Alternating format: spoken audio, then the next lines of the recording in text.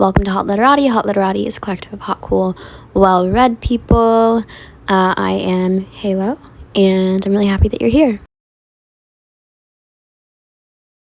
Do you mind just introducing yourself and how we met and who you are?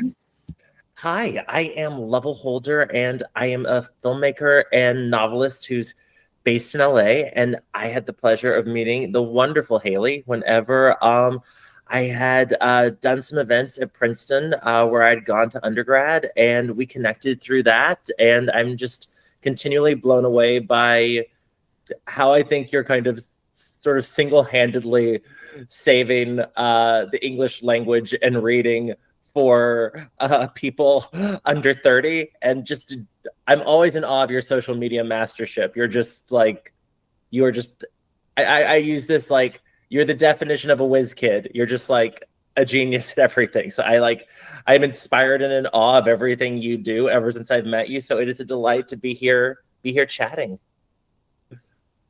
Oh my gosh, you're so kind. Yeah, I'm in awe of you because I think I think you were on a panel and hearing you talk about your experience, because I was at this weird point in my college career where I thought I had to go into like publishing, or I had to like go be a consultant for 4 years and then do what I really wanted to do. And hearing you, it was just like, I feel like God like beamed down, just like, it's gonna be okay. And then that's why I reached out. I was like, wait, no, how did you do it? So yeah, I was like 21 and terrified, and you gave me just really comforting words.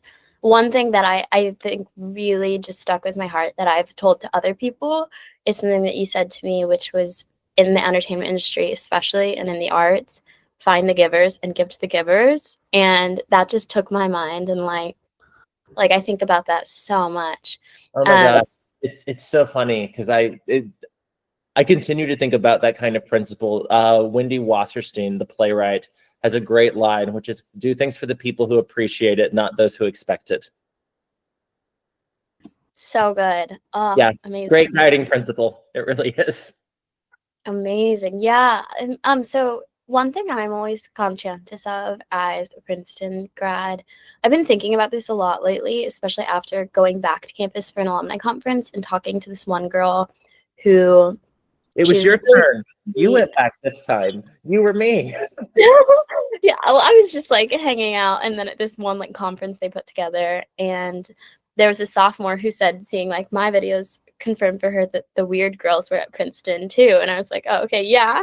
But I'm thinking of F. Scott Fitzgerald and like This Side of Paradise, and how important it is to have like other Princeton narratives, because his is like really tragic, beautiful, but really tragic. So I'm curious, like, why you chose Princeton and what your time there was like. No, of course. Well, it's so funny because I think the initial premise, it is funny how media informs so much of how we kind of conceptualize college and how we shape our lives. And I remember distinctly when I was probably 5 or 6 watching Saved by the Bell, and Elizabeth Berkley's character, Jessie Spanish, she's like, I have to go to Harvard. I have to go to Harvard. And so very similarly, I was like, oh, I have to go to Harvard. And then when I was 14, I visited Harvard with my parents, and I was like, oh no, I don't want to go here. This seems, even at 14, I was like, this seems unhappy. This does not seem like the place for me. And so then I started looking elsewhere, and kind of sort of organically, I forget how, I guess I was just like, oh, well, they're all ranked this, Harvard, Princeton, Yale are all essentially ranked the same. Like, let me look at Princeton. And I visited the campus and just completely and utterly fell in love with it. And then kind of, I think, sort of started like diving into the more, I guess, cultural perception of Princeton. But I also think as well, I don't know if you ever watched the show Felicity growing up, but it came out when I was 12. It was like Carrie Russell's first big job. She plays this high school senior who is going to Stanford, but she's not super fulfilled with her life. She feels like she's just in this box. And then the day of high school graduation, the boy she's been in love with for the entire time asks if he can sign her yearbook. And he writes this long, gorgeous, beautiful note to her about how he was always watching her for years and years and wondered what she was thinking. And then she just like looks at him and she goes, "Where are you going to college?" And he goes, "New York. How about you?" And she's like, "Unclear." And then she upends her whole life, follows him to New York, bumps into him on the first day. He doesn't remember her name. But then it's about her making the decision to stay for herself and challenge herself. And it's this beautiful 4-year, like it's truly kind of a marvel of structure. It is 4 seasons. Each year is 1 year of college. And I think it just like so formed in my brain of like, no, wherever I'm meant to be in college, I will feel like I'm Carrie Russell and Felicity. So even as I was visiting all these campuses, like, and certainly like looked in New York and I was like, I know this is technically the location, but I don't feel like Carrie Russell. And like at Princeton, I was like, no, I feel like I will be Carrie Russell here. I really feel it. Oh my gosh. Wow. I'm like crazy about media consumption because of what you've said, how like much it shapes your mind. But I take like recs from people who really like sell me on something and I want to watch this. You must watch it. It is immaculately acted. They don't make shows like this anymore. It was J.J. Abrams' first big project. So it was like it established his career. It was Scott Foley's first big thing. And just what they do sort of so seamlessly is the show starts as a drama and then very subtly pivots into being a comedy by the end. And just it's a beautiful little time capsule of turn of the century young life, but also the ways that I listened to a rewatch podcast that they did a year ago with the whole cast that was done through The Ringer. And it was interesting going back and watching some of the episodes because I do think that they confronted certain themes and storylines with more frankness than you would even now, 25 years later.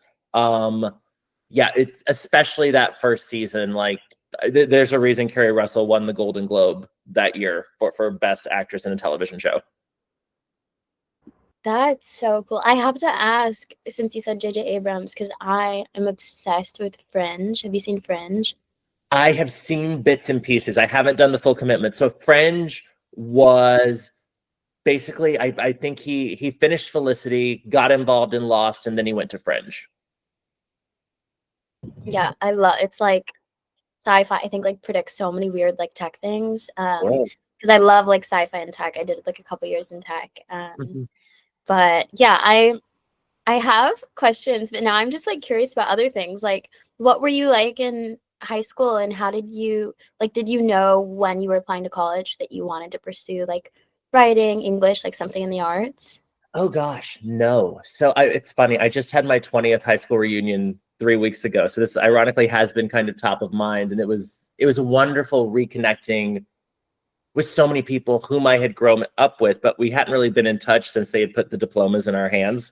And in retrospect, because I was with the same group of kids from when I was 4 until I graduated, it was a 14-year school. It's like we started in junior kindergarten, went all the way through. And in retrospect, I'm so grateful for that experience because there is this level of history and intimacy that no matter what, you just can't fake. But I think at the time when I was there, it felt a little claustrophobic in the sense like, oh gosh, we all just know everything about everybody and you're not meeting anyone new and you're just here, and all the cliques were so firmly in place. And so consequently, I actually didn't do that much theater or entertainment stuff in high school because there very much was a theater clique. I was not in it. And so I was really so focused on academia. And when I was applying for Princeton, I basically just assumed I would be a lawyer. Like I figured I would probably major in English or art history and would maybe try to audition for a play, but I figured, look, if I'm not getting cast here in Charlotte, North Carolina, I'm not going to get cast in a show in college where something there's just a wider audition pool from like all over the world. But when I got to Princeton, I I auditioned for a production of Antony and Cleopatra, was shocked when I got cast, and then I just kept getting cast. And all of a sudden, it was kind of this epiphany moment midway through sophomore year, where at that point, I'd like had gotten involved in so many shows that I was literally like every other weekend I was in something. And I was just like, oh, I feel like this is quickly becoming the only thing I'm qualified to do. Has this maybe always been the dream and I was just too scared to admit it to myself? And so I had a conversation with my parents going into the summer after sophomore year. And I was like, I found this acting program in New York that was like 6 weeks. And I was like, I really want to, again, I really wanted my Carrie Russell moment. I really want to go do this acting program in New York. And they said, okay, we fully support it. The one trade-off we might ask is a 6-week internship here at Bank of America in Charlotte, just so you can see the finance side of the world. And they're so basically it's like one for you, one for us. And I was like, that's more than fair. Let's do it. The acting workshop couldn't have gone better. The finance internship could not have gone worse. I quit after 4 days. And well, no, because there was this, they wouldn't even allow us to check our email. This was like summer of 2007, like right before the housing market bottomed out. It was a disaster. And I'll never forget the thought of the day on my 4th day was the hardest job in the world is to do nothing. You never know when you're done. And I thought to myself, this is a sign from God. I called my mother because I did not have a car at the time. I was like, I need you to come pick me up. And she's like, oh, I've got my hair appointment. I can't get there. And I said, I'll start walking. I will start walking. When you finish up at the hair appointment, just start driving like you would to downtown. You'll see me somewhere on the side of the road. Pick me up. And I after that, I was kind of like, okay, so we know it's going to be the arts. And I started investigating grad programs for acting because my parents were like, okay, well, at least you'll get a graduate degree. And magically got into the MFA program at Brown and kind of never looked back. That is the greatest story I've ever heard. You walked out after 4 days. I walked out after 4 days. And in retrospect, they had given, I mean, this would never happen today. This is truly just 2007, like Wolf of Wall Street type shenanigans. But like for like my 6 weeks there as an intern, they were going to give me $20,000 and I forfeited the entire $20,000 to leave. And in retrospect, I'm like, that was dumb. Objectively, that was dumb. I should have, but like me, I was just like, no, I can't be unhappy. I can't, I have to go. So like, they were like, stay, please, just sit here, collect the money. And I was like, out of pride, I was like, no, I can't. It would be wrong to take the money. Today, I would have taken the money. I could put up with just about anything for 6 weeks. Oh my gosh, I'm like crying because I did a couple years in tech, but I think God kept telling me like, girl, it's the arts. Like I had this really spiritual moment with this beautiful 70-year-old woman who modeled for Salvador Dali when she was a child. I was visiting a friend of my brother's at his bar that he goes to a lot in Upper Manhattan, and she walks in, she like tells me her life story. She looks at me, she's like, girl, you've got to like go into entertainment. And I was just like, it like kept coming up. And I really relate to what you said about like an office environment just wasn't conducive because I was so like, I loved the people, but I was so bored. And I would do all these like weird little performative things to entertain myself. Like I would make these elaborate snack plates and like share with the office. I would turn every presentation into like a little show because I just needed to like, I needed it. Like, I completely get it. No, I found myself even in just the first 3 days I was there before I quit the 4th day, I somehow became the floor therapist because they would all stop by my little cubicle and talk for like 20 minutes, but I kept wanting to ask questions about finance. Like I really was approaching this with purity of intentions. And they all just wanted to say bad things about each other and unload and this. And I was just like, this is a fascinating character study, but I'm not learning a goddamn thing about spreadsheets. oh my gosh. What acting program did you do in New York? Oh, I don't know if it's still there anymore. It was a TVI Actors Studio, and it was this really wonderful kind of immersive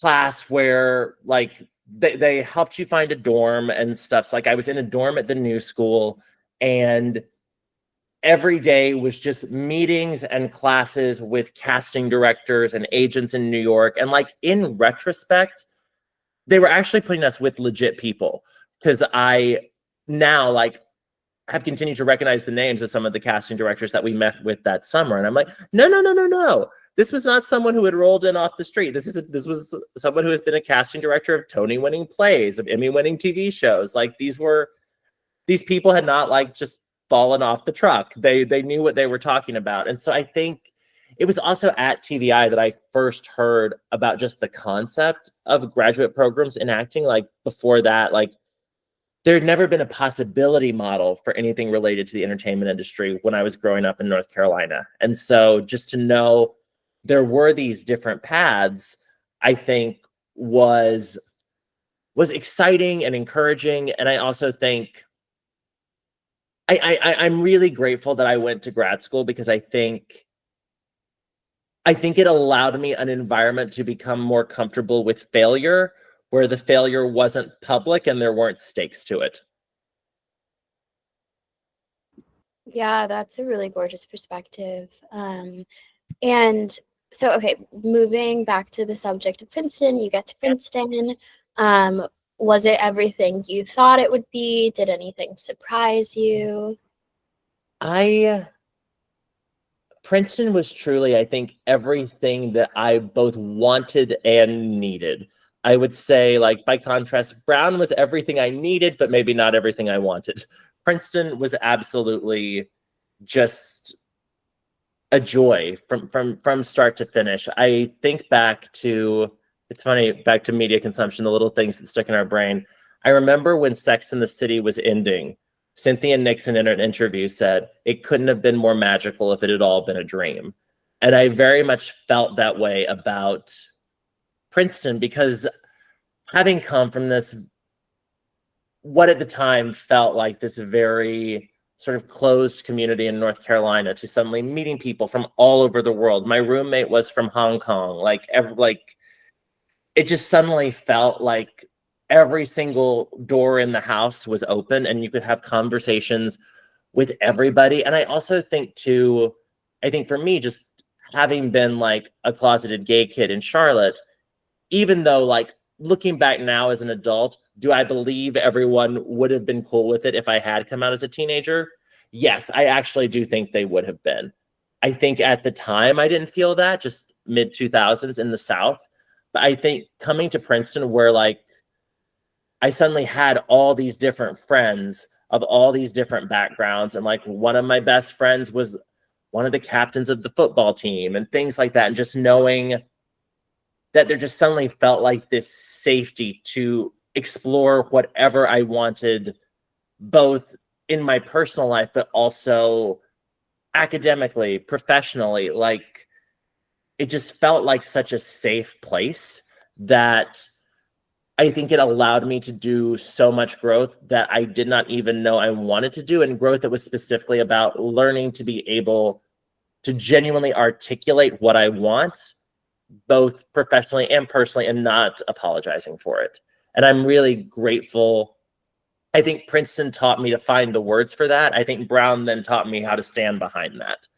And so yeah, I look back on my time at Princeton very fondly, and quite frankly, it's still a big part of my life, and that so many of the friends and collaborators that I met there are still people whom I work with on a regular basis today. I mean, my football friend who I just mentioned, Pete Plazik, like he discovered acting while he was at Princeton. Like I directed him in his first show, and now he's a full-time professional actor. He was just a major role in the final season of You for Netflix. He's the lead alongside our classmate Roderick Hugh Mason in the movie we just had come out, Lavender Men. And like one of the little writers groups that I'm in, we are all 5 of us Princeton writers. I mean, one of them, Daria Lovell, her debut novel comes out today. So like literally the first text I was getting here in the West Coast this morning, where everyone in our writers group on the East Coast just congratulating Daria. And I'm always the last to chime in because I'm the last to wake up just by virtue of the geographic exercise. But it's just every single film that I've done has had someone from Princeton involved in it in some capacity, either in front of the camera or behind the camera. And also every play that I've directed professionally too, like I feel like my readers and people who helped me shape the book I have coming out, so many Princeton folks. So it really has been an indelible stamp on my life. Gosh, that's gorgeous. It's making me think of a couple things, but first I'm curious with like artistic community building in general, where are these groups organized? Are they like, because it's so weird to like stay in touch with people now. Are they like WhatsApp groups or like, what's your platform? Oh, we're old millennials. We just text each other. Fair. A little group text moment. No, it's funny. Every time a sales agent for a film I'm on who is based out of the UK, he's like, no, we have to all get on WhatsApp. And it's like, I only got on WhatsApp once for my friend's bachelor party. And after that, I just got all these strange spam messages constantly, like 5 a day. Do I have to get on WhatsApp? But no, I think a lot of I think a lot of the communication is just, it is almost like a marriage in some ways, and that you kind of have to constantly choose to come back to the table consistently. And like, and I've had collaborations with friends where there has been conflict and miscommunication. And I mean, I remember there was one instance several years ago where I think we were both very frustrated, but we valued the friendship so much. I think we kind of said to each other, it's like, hey, maybe we're not meant to work together again, but I love you so much. I can't bear the thought of losing this friendship. Shall we just agree to disagree on what this process has been, and we just move forward in lockstep, back fully as friends exclusively? And we agreed to that and have never had an issue since. And like, still, and it's funny, I do think because we were able to eventually find a path of just direct, compassionate communication, I actually do think that person and I probably could work well together now, just because we're in a different place in life and we kind of got out the hiccups that first go round. Yeah, that's gorgeous. I'm thinking of this one. It's something that's stuck in my brain lately, where I was at this tech panel and one of the people on it quoted Mark Zuckerberg saying that realistically you can only have like 15 close relationships, which I don't know what the study is. And then I'm always thinking about like growing up with a smartphone. And I was celebrating a friend's birthday who's also Princeton alumna. And she has another friend who's Princeton alumna, but from like the class of 08. And she was showing us all of her like, she was in Tiger Inn. She was showing us all of the emails and how like it seems that Princeton used to be so much like crazier, or I think like smartphones in general and this fear of like perpetual surveillance have really changed like the college experience. So I'm always curious, what was it like to not have a cell phone and to be what your relationship to tech was when you were in college? No, Haley, I think that's so astute. I think that's so smart, because I saw my first iPhone senior year. One of my best friends had it, and it was like I was like, oh, I don't want that. Why would I want that? Ugh. And I did not have a smartphone until I moved to LA 3 years later. Like all throughout grad school, I still had my little flip phone, just because I was like, where am I going? I don't need the internet. I don't even want to be able to check my email all the time. I don't want people to find me.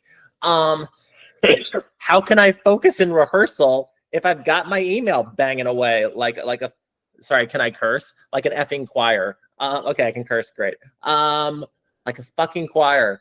But then when I moved to LA, my parents were like, you need to be able to know where you're going. You can't just have an old GPS. You must be able to use, and they were not wrong. Like, look, they were not wrong. But but at Princeton, it is so funny. I think the freedom I was speaking about earlier, I do wonder if that's as hard, if that is still able to be replicated for this generation in the same way. Because I'm sure many of us back in the good old days when the mastodons ruled the earth, would not have maybe been as cavalier had we known we could potentially be being filmed the whole time. Or it's oh gosh, I hadn't really even thought of that, which is my own blind spot. But I can yeah, I do think that the great, like as with any human, our greatest gifts are also our greatest curses. And I think technology has yielded us so many marvelous ways to stay in touch and not lose people, but by the same token, it's indelibly changed something that probably can never be like put back in the bottle. And like even just with, like, I was talking with a friend last week about like film criticism, like Rotten Tomatoes. Yeah, there's a great gift there in terms of this concept of certified fresh. It's a guarantee that you've gotten X number of reviews, and there's a label and certain requirements that you've hit that, as a basic headline, can go in the algorithm on all the VOD platforms as a little stamp and say, hey, this is a good movie. But you've reduced film criticism to a fresh tomato or a splat. And you've also made it so equal that, like, a Pulitzer winning critic at New York Magazine, their vote counts the exact same as someone in their basement, God knows where, who just happened to fill out the form. Like, and I mean, look, I suppose there's a certain beauty to that too, but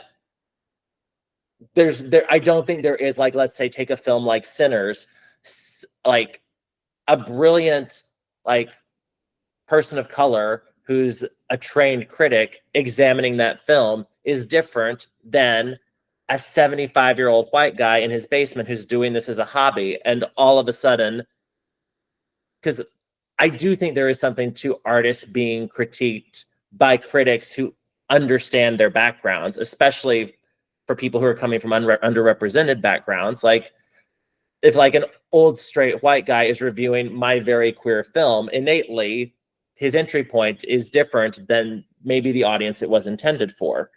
And I do think it's kind of an issue that, like, now on this platform, for better or worse, every single voice is totally equal. And I do think certain nuances of how a film can, especially a small indie, can get to the audience it's actually meant for has been a little lost in the sauce. So that's, I guess, just an example from my own personal profession about the double-sided nature of tech, shall we say.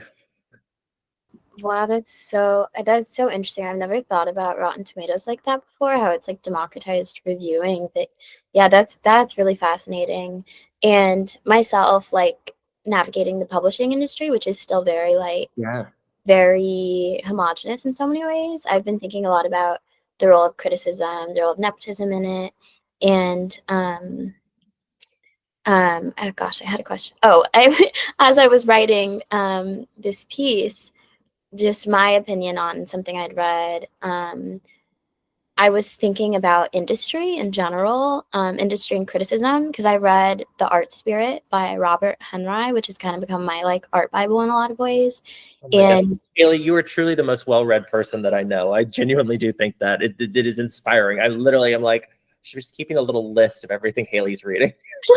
I'm so flattered. I literally I'm very, like, spiritually led to certain books. But he has this, like, gorgeous philosophy that one of my artistic mentors and I, like, love, which is like, your art is almost like a religion, and you shouldn't worry about, like, getting discovered. You shouldn't worry about the industry. Like, you have a job to make your art, and that's what you should commit to. So I'm curious if you have any, like, art Bibles and what your, like, art practice is, like the things that you need to do to make sure you keep on producing your work in a way that's authentic to you. Oh, that's such a great question. It's funny. I don't think I can attribute it to one single text, but if I had to describe my art religion, I almost feel it's like a collection of apocrypha of little touchstones and gems that I've pulled. Like, I guess I feel almost like a magpie in that sense of like, I've just taken every little trinket that I can find and I've made my nest from that. But I definitely do think back to my time at Princeton and my time at Brown, that there are just so many words and like phrases and pieces of advice that I continue to cling to, because I think when I look back at like the most formative teachers that I've had, they were all trying to get to the same place creatively, but they were all trying to get there from totally different paths.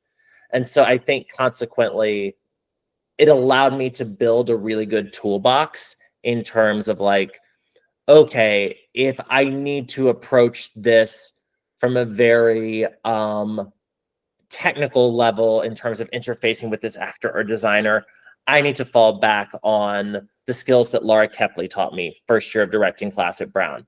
If I need to really just blow open this moment and it's all about like, what are we making the audience feeling? We just have to find just a big, singular, strong gesture. Then I'm falling on the lessons of Brian Murtis, who was the teacher second and third year. But I also think too, one of the things that has always stuck with me is something Tom Jones, our voice teacher, said, which is the only place you should actively in any way engage in misery is when you're on the stage and you're playing a character who's miserable. Like, don't feel like your personal life has to be dragged into your work unnecessarily. And that's something that I've really kind of clung to, is that, and even going back to something Laura Kepley said, she would always say, anytime you enter a rehearsal room, and I think the same thing goes for sitting down at the laptop to write or going into a meeting with an executive, she said, you always have to wipe your feet. Like metaphorically, anything like the fight you had with a partner, like the frustrations you have with a parent, like you can't bring that into the room. Now, if you're working on material where all of a sudden the conversation comes up, you can then go back and say like, oh, actually, I do understand this because of X, Y, Z.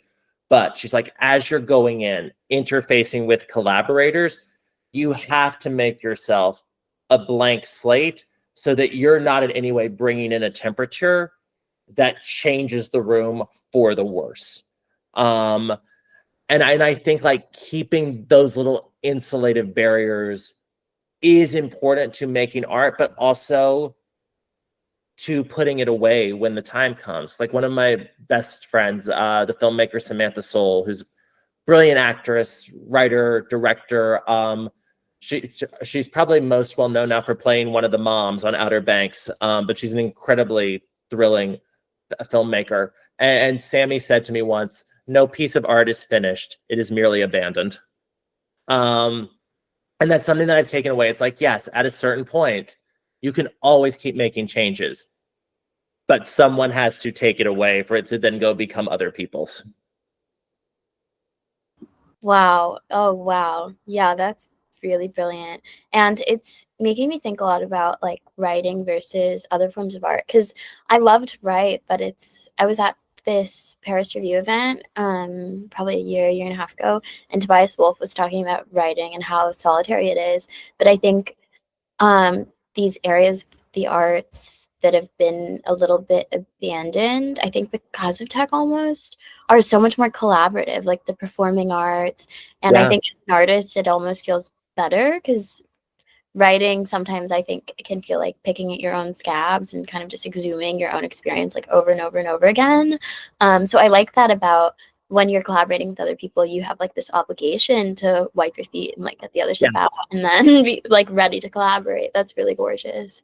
Yeah, no, it's funny. Because having now kind of like embarked into the world of novels as well, it's interesting to have a part in my life where the only people I'm accountable to are my editor and my agent, versus the film side of things where it's just this succession of little hurdles. Like publishing feels like there's one big hurdle. You sell the book and that's that's the big thing.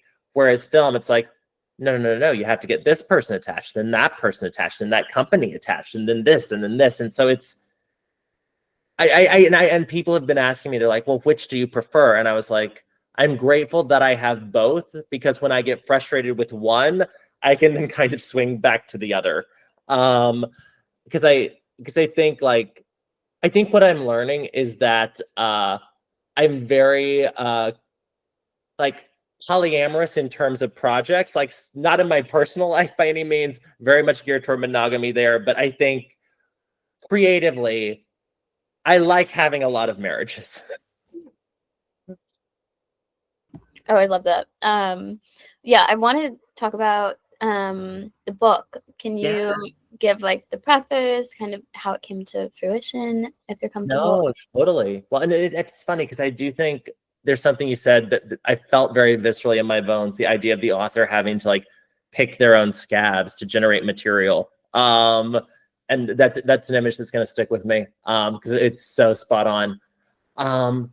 But I'd go further back because this is the second book I wrote. The first one lives in a drawer. I hope it one day gets new accommodations, but for right now, it's got a rent controlled lease in a drawer. And but it was interesting in that first book, I did draw so much from personal stuff in there, and I almost now am grateful to have this story, which I'll allude to more in a second, but that draws so minimally from my personal life, because I almost feel like I got all that out of my system and kind of exhausted the like memories in a way where I now don't feel the need to draw on them in the same way. And I'm sort of grateful that the like I've co-written 2 screenplays and now the book is coming out. And like I had written that first novel before any of that, like 10 years ago now. And I'm grateful that I had the ability to introduce myself as a writer without having to necessarily rely solely on my lived experience, and that like I can always then do those things later or incorporate that material in another way. But it's not like that the first things that people encountered of mine will be like, oh, well, can you do something that's not your personal life? And it's like, if I feel less precious about it because I've now already shown that I can. But so this current book, which has nothing to do with my personal life, follows it's called The Book of Luke, and it follows a former reality TV star who has to go back on the show where he became famous because he gets embroiled in a horrible divorce and he needs money to get custody of his kids. And the genesis for the book kind of began, I would say 2019. I was very kind of frustrated with the political state of affairs in America, and I really wanted to write a book about complicity and how people within marginalized groups can oppress people within that same marginalized group, and kind of like hierarchies within gay men in terms of like the kind of privileges and caste systems that emerge unspoken within American gay life. And so I started writing this book about and outlining it about a journalist whose old boyfriend from college was a closeted guy who had now like gone on to become like basically like a major Republican white supremacist figure. And then one day the journalist finds out that the guy will only grant an interview to him. And so he has to like go figure out how he's going to see this person again for the first time in years. And I started doing research into that, and I realized, oh, wow, this world is really not fun, unsurprisingly. But also, if I tackle this subject matter, if the book does well, then I will be hearing from certain communities for the rest of my life. And I'm not sure that I want, it's not even, I'm not sure. I absolutely am positive I did not want that. So I then started rethinking. I was like, how do I have this conversation that I want to have about complicity in a way that's more fun? And what kind of emerged to the surface was the world of reality television. Because I think kind of all the great reality competition shows like Survivor, like The Challenge, Big Brother, Drag Race, like even Top Chef. The beauty of them is that just by virtue of the format, they always have a very diverse cast and community. And consequently, trying to bring in all the perspectives that I was looking to bring in doesn't feel artificial. It feels expected, because where else would you see all these different people coming into the same room, but on a reality TV show? And by virtue of the format, they are then also all primed to go from 0 to 60 just like that. And so I started outlining it in 2019, and the long journey to publishing began there. But that's kind of how the initial sort of gesture for the story itself kind of started percolating. Wow. I mean, so much of what you've said. I like the perspective of like having something you want to say, but looking for a way to make it like more fun, which I imagine was probably creatively healthier too. Yes. No, the 2 weeks of research I did on the white supremacy movement in America, I was just like, Jesus Christ, this is just appalling. Who would want to read this? I don't even want to read it. I don't want to write it. This was a terrible idea. This reminds me too of like two other really lovely Princeton alumni. One, her name's Ingrid Norton. She's been a good like friend and mentor of mine for a long time. And yeah, she does a lot of speaking about like the myths we have or like the stories we have as a country and how we can like look back, but we also have to just like look forward and like imagine better things. And it reminds me, I'm sure you're familiar with and maybe you told me about her years ago, but Stacy, I can never pronounce her last name. Stacy. Yes, because I hear that and I think of her and the show she did. Unreal. The Suitor. Oh yeah, we're there. Yes, so Unreal. Yes. So within the show is yes. So no, Stacy was my first boss in LA. Yes, and has been such a guiding light for me at every turn of my career. But I'm very happy. I don't have a copy of it nearby, but her she has a blurb on the cover of the book. So yeah, which means the world to me. Just like because I really do feel like my career started with Stacy and her husband Clark Peterson, and so just to now kind of have this moment where like the first thing people see, it's almost like a family member of like. Yeah, like Stacy, like by seeing my book, they see sort of where I came from, like both in terms of like where my career started, but also kind of who was a woman who was a major figure in terms of teaching me both how to create, but also how to move through the industry. Obviously, you have experience in like film and now like the literary industry. I'm curious, since you've seen the back end of both, like if you would ever want your book, the Book of Luke, to be adapted, like how you think of that.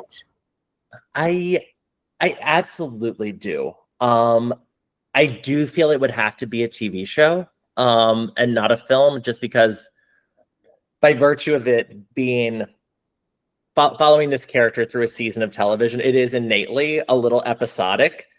And I do think when stories are innately episodic, film can be a tricky medium for that. Like I think like a great comparison, I don't know, have you read the book One Day by David Nichols?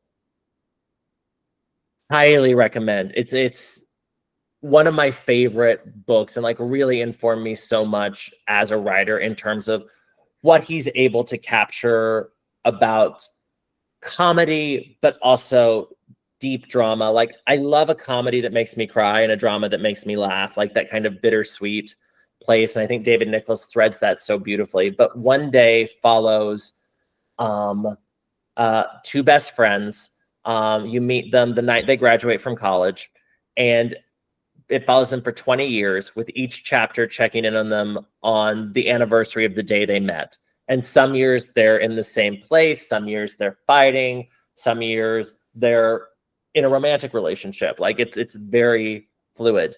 And there have been 2 adaptations. there was one that came out that was a feature not long after the book was published. It stars Anne Hathaway and Jim Sturgis, and it just so innately, it came out like 3 years before limited series became a thing again.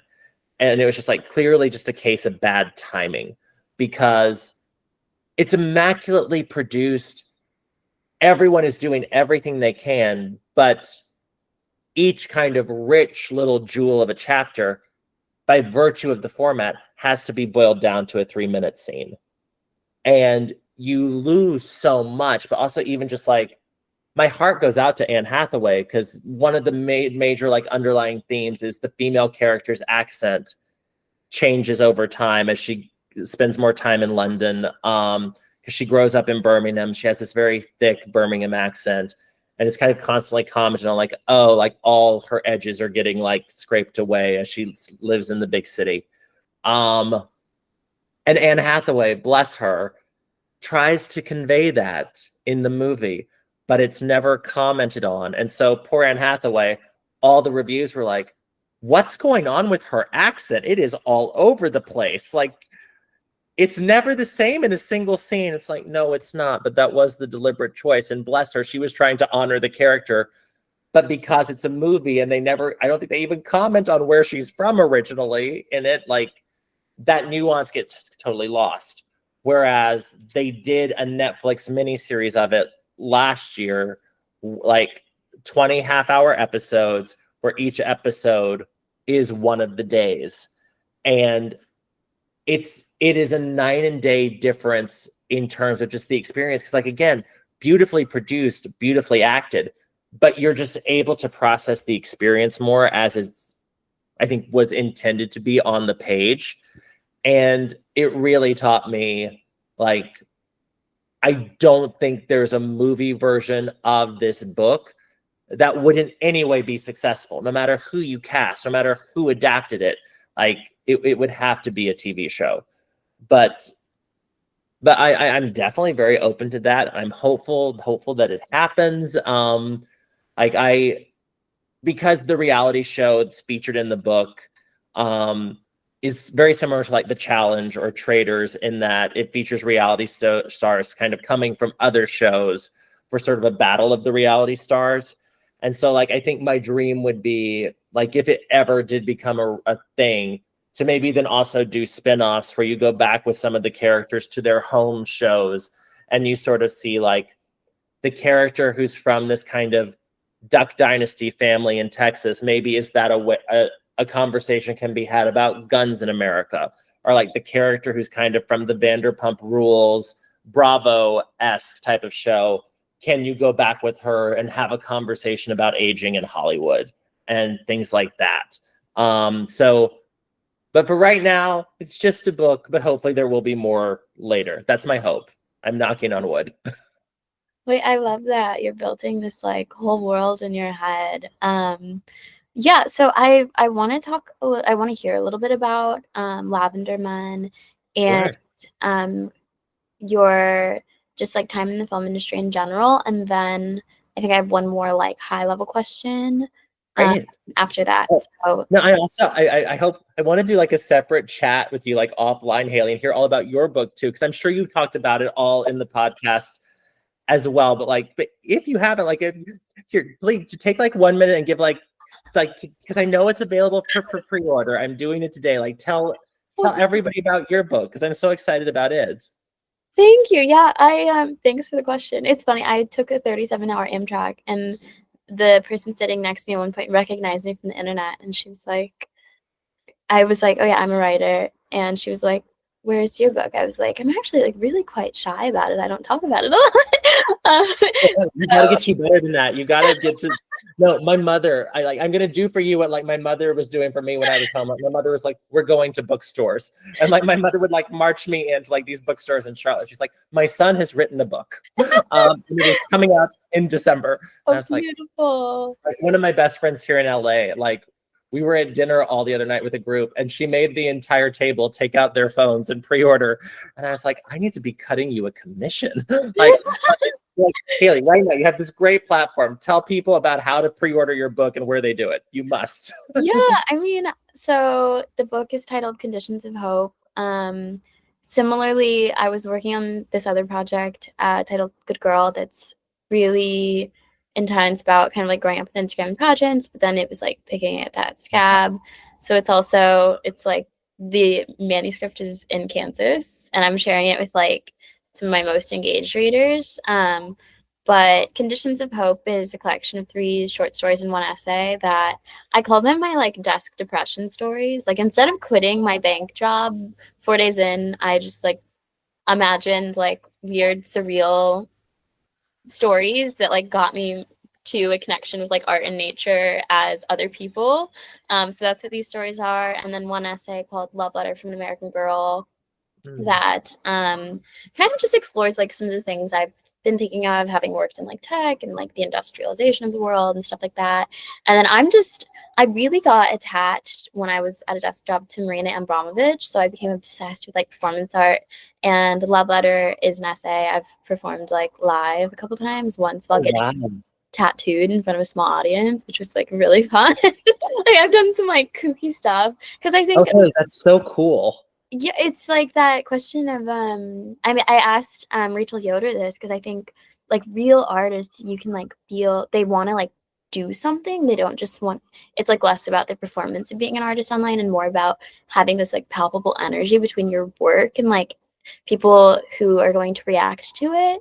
So then I'm left. I want to ask you. I always love asking this question, like what art is to you, you know? Oh gosh, I think it's so many things, and the answer changes all the time. But I have to say, wow, you inspire me so much. Like I can't even commit to getting a tattoo of any form. So doing it publicly as part of performance art, I'm just like, Haley's such a badass, such a badass. Just like, oh my God. You give me hope for the future of the world. But to answer the question, art is, I think the answer changes. I think it's a very fluid, liquid thing because there are definitely times where like art is my security blanket, especially like when I'm consuming something or revisiting something or working on something where I was going through it's hard to call it a breakup because it wasn't quite a relationship. Let's call it a parting of the ways. I was going through a parting of the ways 2 years ago, and I don't know what like sparked this, but I just started watching the final episodes of TV shows, like even some that I had never seen before. Like I definitely revisited some hits that I was very familiar with. But I just, for some reason, like in that stretch of about 3 weeks, I just became fascinated with the concept of goodbyes and endings.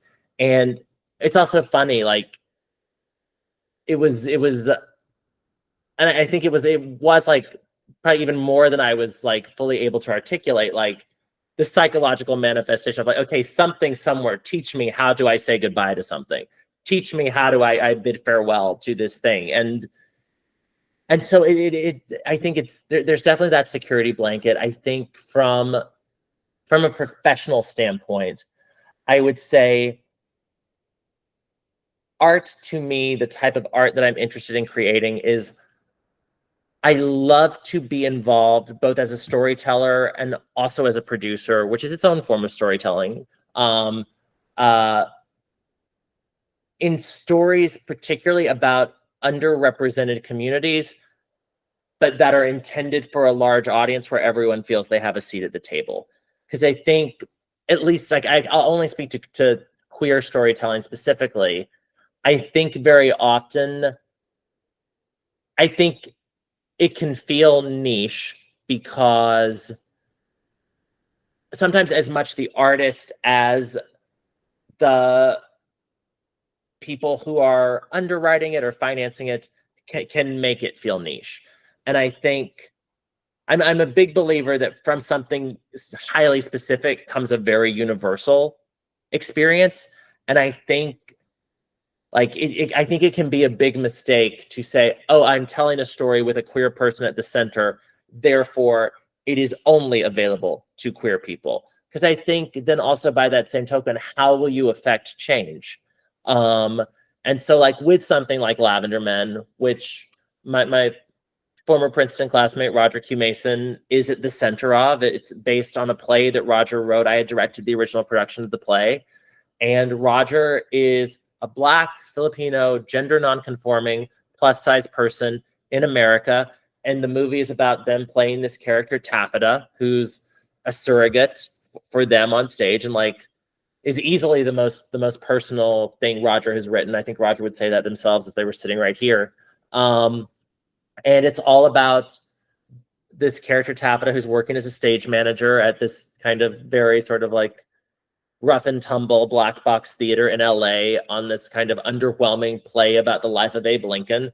And through various kind of sort of, for lack of a better word, like cavalcade of humiliations, they end up alone in the theater after hours, and they start imagining this fantasia, kind of like a poor theater fantasia of Abe Lincoln and his queer affair, but Taffeta inserts themselves into all the supporting roles. So they become Mary Todd Lincoln, they become an army cadet, they become a tree, they become a chandelier, all kind of circling the drain of the question, why are you telling someone else's story rather than living your own life?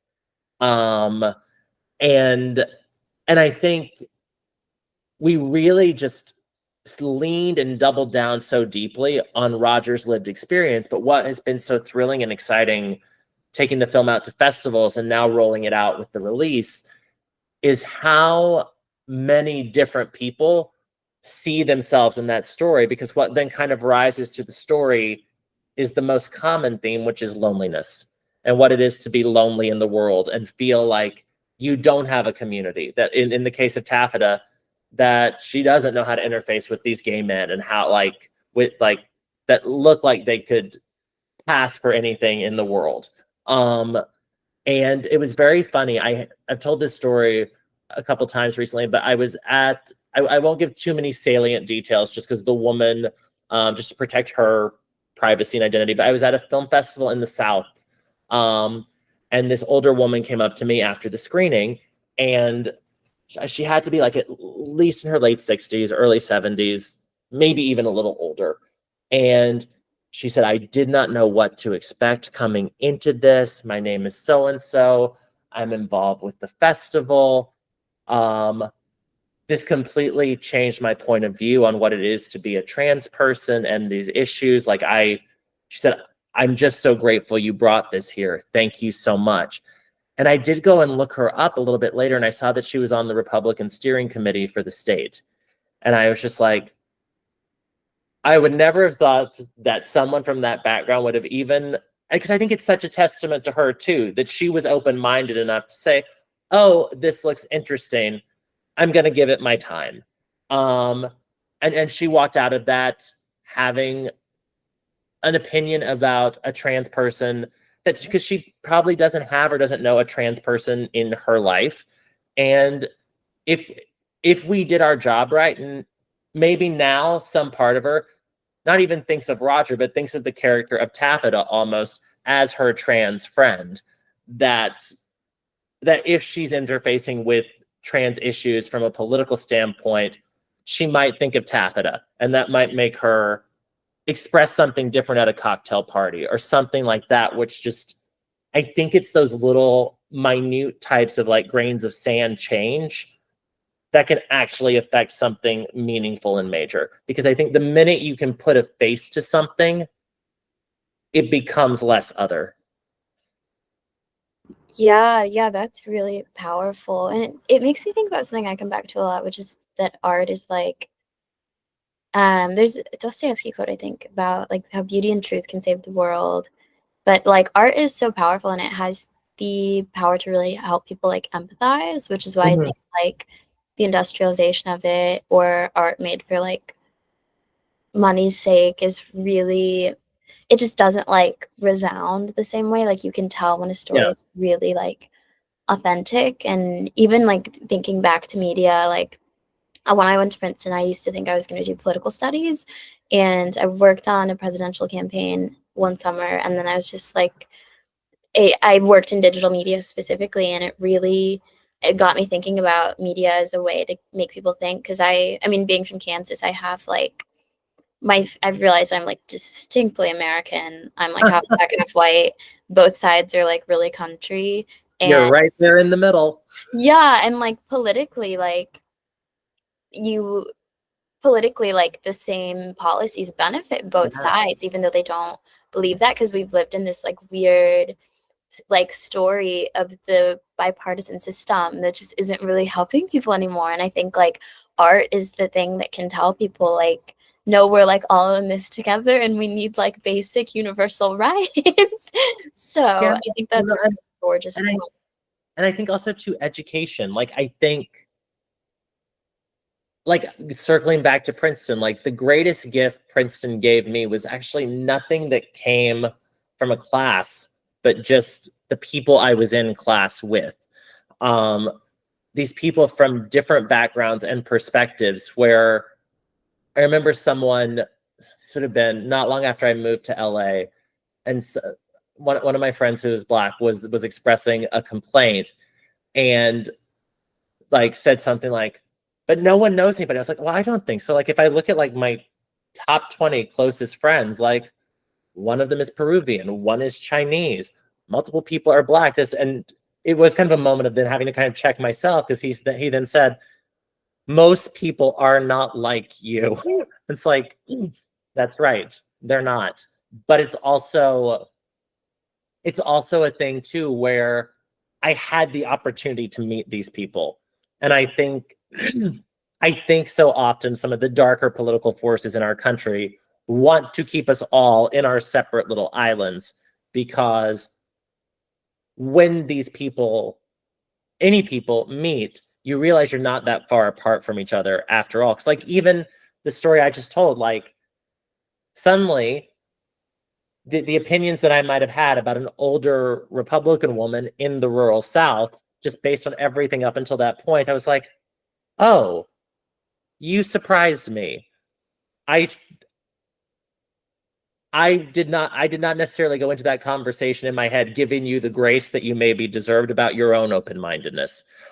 You were actually the more open-minded person in this conversation going into it than I was.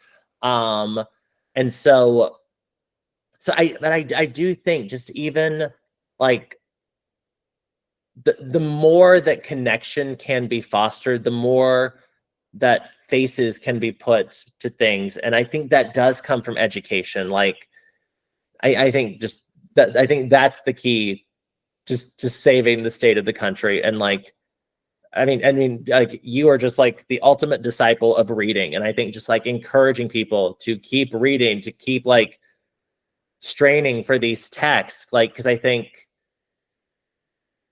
so. I think there was a period of time over the last like 5 to 10 years, especially in academia, where people were like, oh, I don't want to read the classics. Oh, I don't want to do this. I don't need to know that.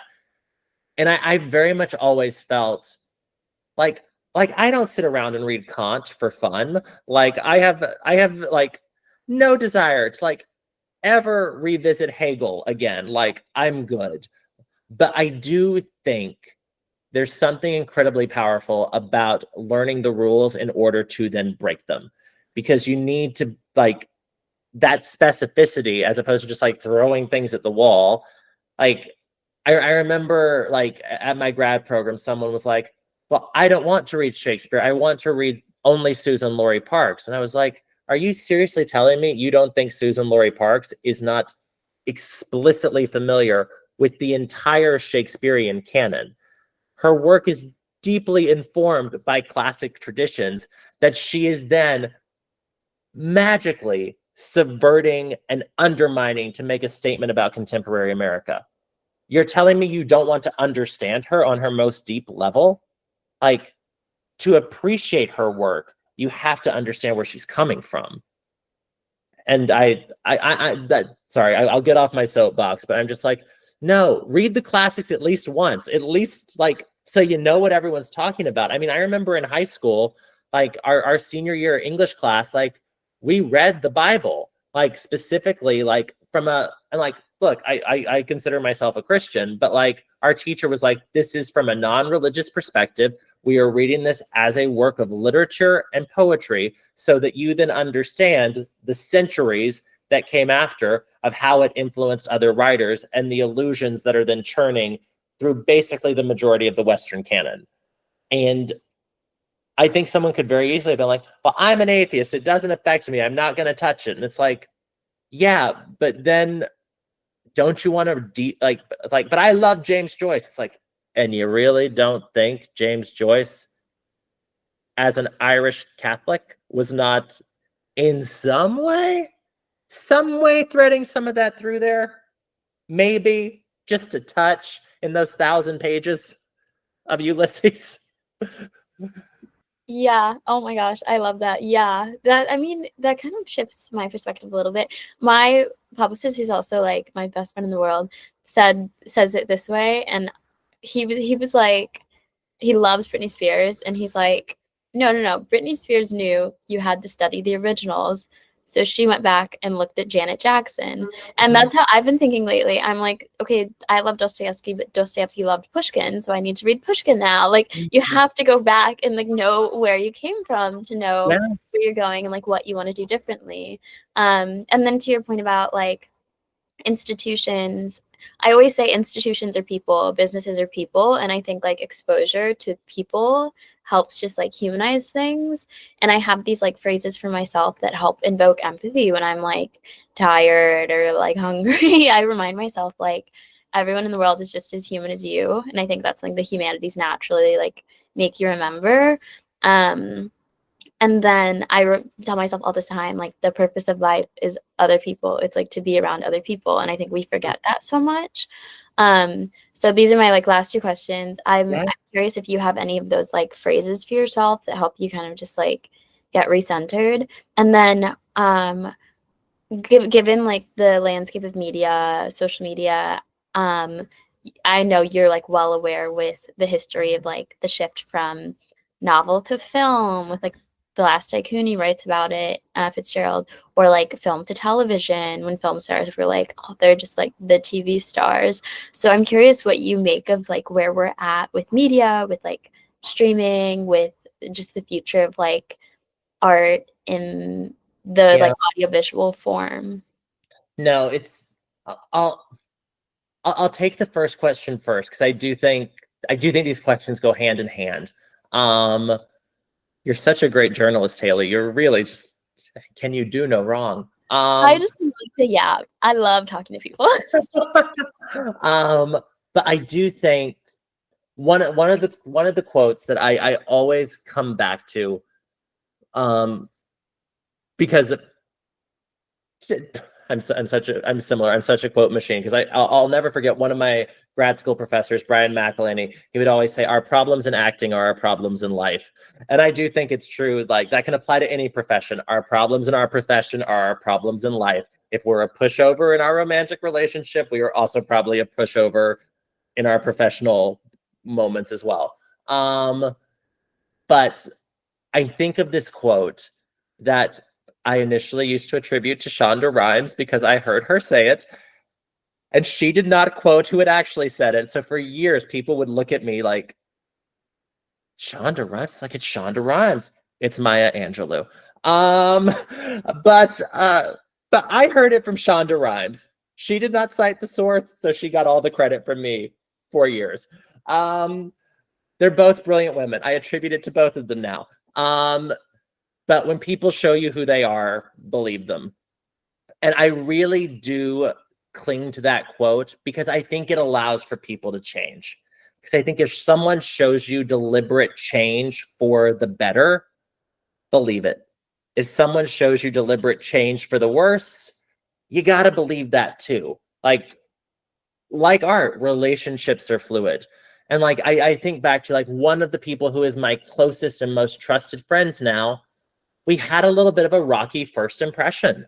And I was kind of a little bit on my guard because at the time I did not know she was going through an incredibly rough patch, both professionally, personally, and all the things that we were interfacing with were directly informed by that.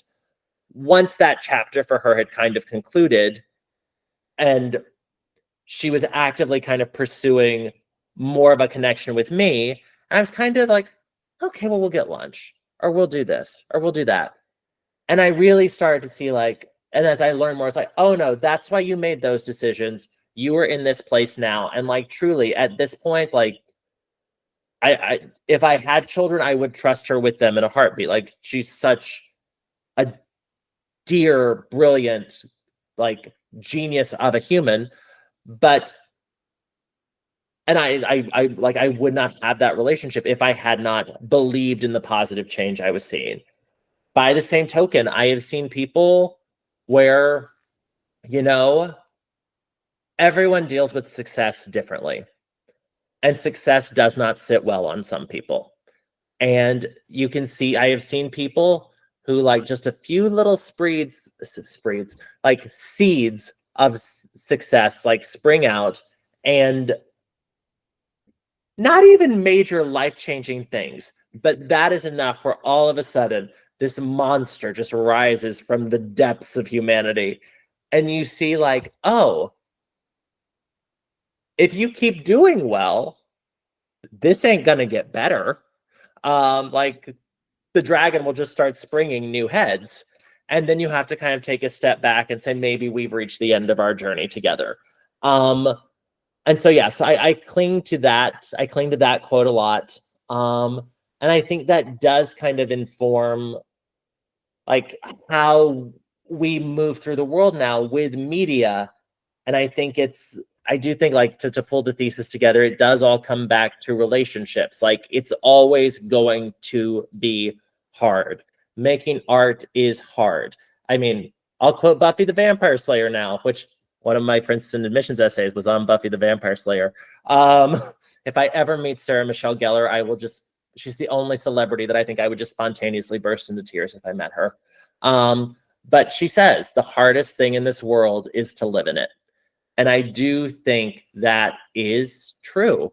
And consequently, why be around people who do not improve you and make you better and bring you fulfillment, where even if the movie doesn't do so great, even if the play doesn't get a perfect review, even if the book doesn't make the bestseller list, that you still have the people who you worked on that with who made the process special, the experience meaningful.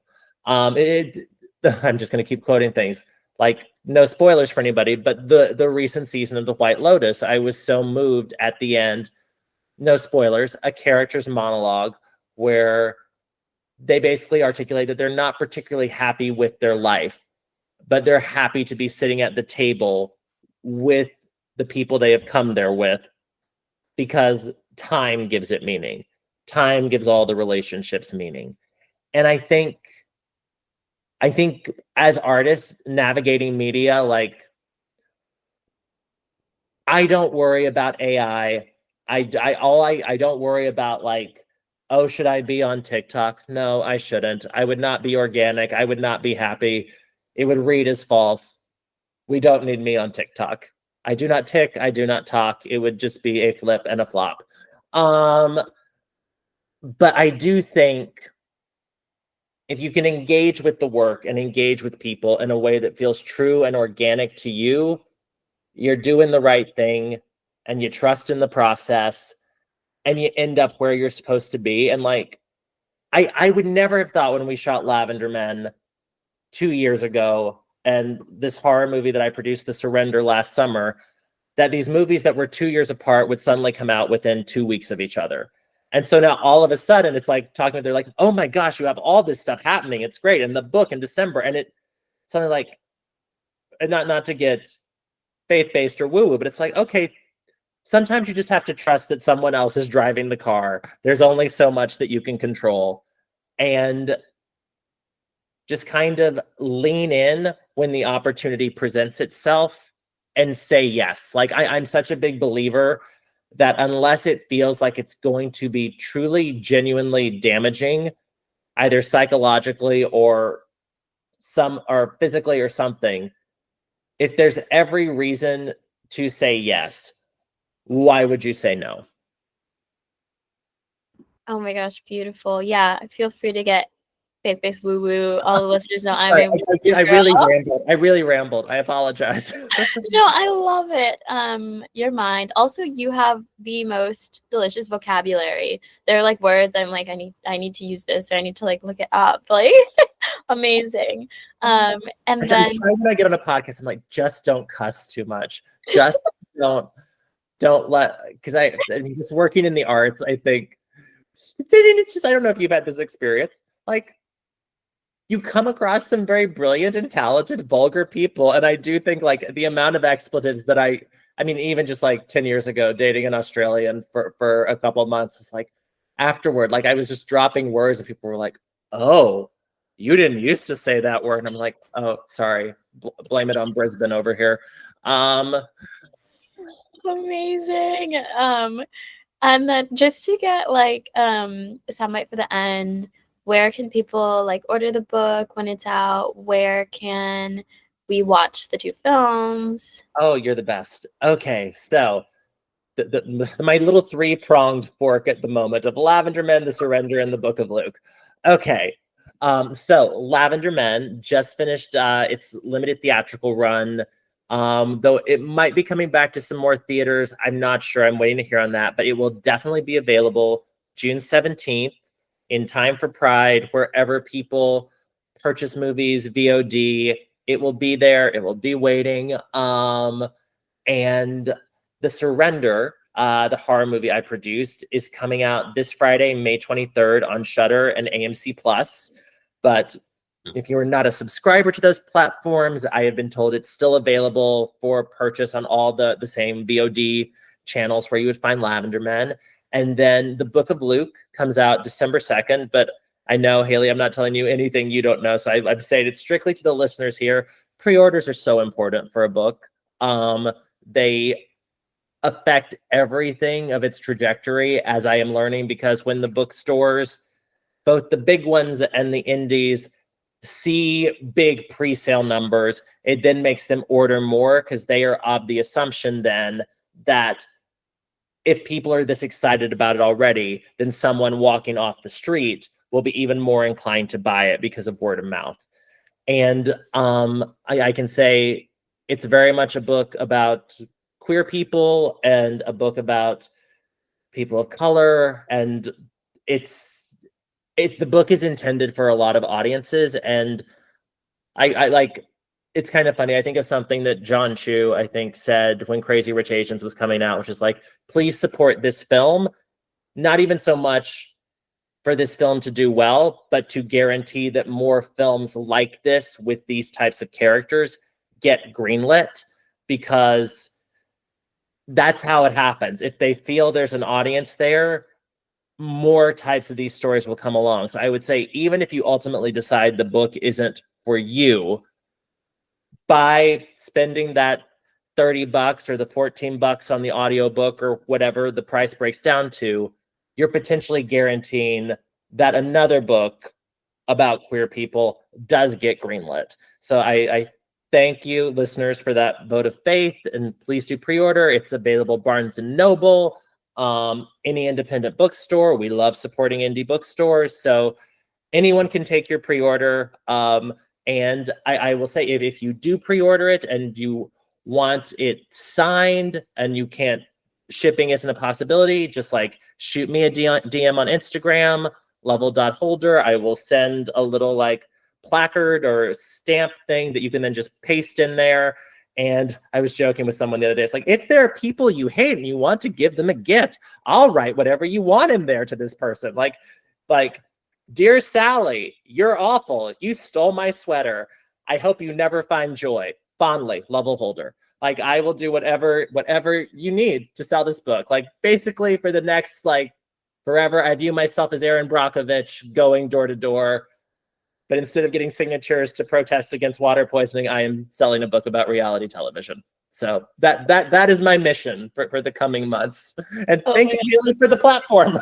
Yeah, I'm obsessed. I will definitely be ordering a copy for me and a copy for Sean in a Oh, heartbeat. Okay, thank you so much for joining.